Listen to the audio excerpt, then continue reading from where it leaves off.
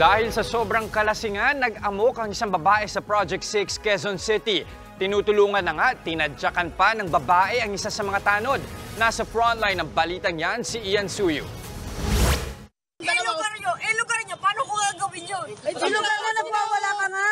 Nagpupumiglas at wagas kung makatitig ang babaeng ito habang pinapauwi ng mga tanod sa Barangay Project 6 sa Quezon City.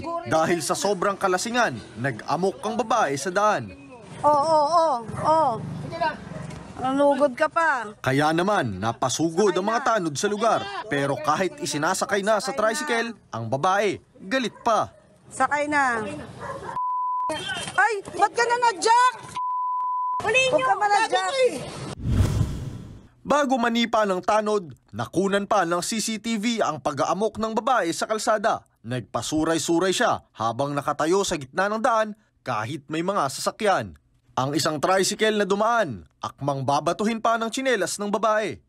Hinaharang po niya yung mga sasakyan na mga dumadaan at yung iba po ay kanyang binabato. Nung kanilang aarestuhin itong babae ay sila po ay pinagmumura at yung isang BPSO po natin ay kanya pong nasaktan at isa rin pong kagawad ay nakagat po niya. Base sa investigasyon, galing sa inuman ng 27 anyos na suspect. Hindi rin daw ito ang unang beses na nagwala ang suspect. Pero nang mahimasmasan at makausap ng maayos, nagpaliwanag ang babae na nagawa niya lang iyon dahil nakipaghiwalay sa kanya ang kanyang nobya. Dahil alam po na sobrang tagang kalasingan ko. Humingi po talaga ako ng pasensya. Talaga sobrang pagsisisi ko. Nagawa niya pang magpayo sa iba. Huwag na pong mag-inom, yung mga kabataan ngayon, itigil ng pag-iinom.